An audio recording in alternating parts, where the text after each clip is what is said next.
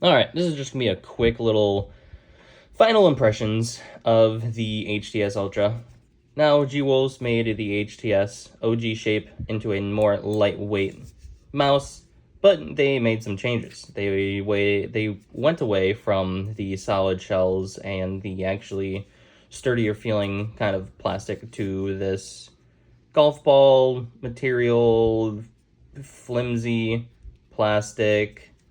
To, yes, make it lightweight, but for the price range, I still don't think G-Wolves mice are worth their price at all.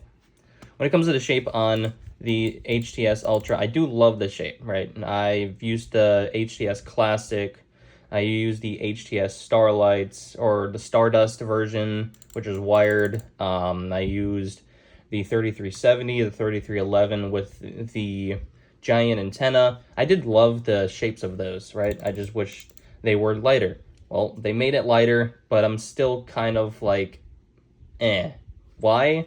Because the entire mouse has these hexagonal kind of ridges on it that make the mouse a little more slick when moisture is implemented or when the room gets a little hotter. It doesn't feel the greatest.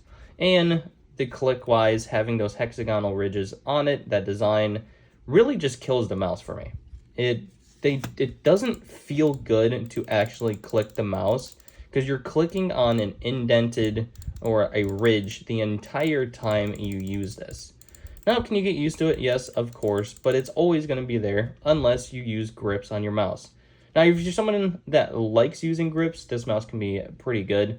But for me, it's just personal preference. I hate using grips. One, because it makes the mouse...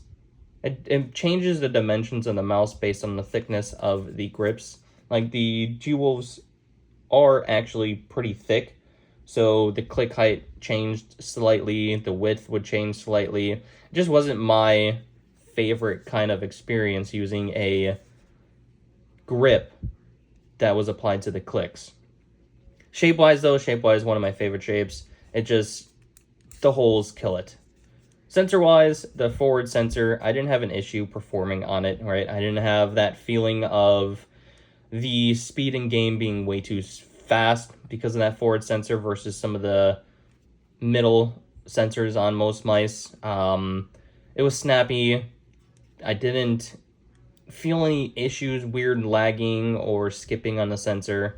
I've been using this mouse for about 3-4 weeks now, so I've kind of put in a good amount of time to kind of give you my final little last thoughts on this guy. And all in all, like, the clicks, they're still using mechanical clicks, right? So you still have that kind of fear of double clicking down the road. Same thing with their side clicks. They're using some kind of mechanical switch. I can't remember what they're using. The weight's around 29 grams, I believe it was, for this one. But yeah, that's about it. I just don't like the hexagonal ridges on the clicks. Because when this mouse, the price it is right now at 120, you can get the Pulsar Crazy Light for the same price.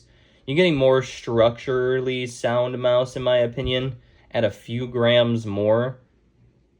And the weight balance on this guy is insane. You have the optical switches, so you shouldn't have any double clicking. You have a nice feeling scroll wheel, nice sounding, nice crisp clicks, and you have a really good shape. So, I don't know, if I were to choose one, I would 100% choose the Crazy Light. This mouse is still the main to this day. I have been experimenting with the Tachi from Lamzu, which is on the desk right now. I've actually been enjoying it a lot more than the standard Maya. We have another mouse coming in from Lofree, that company. Yes, I have that one coming.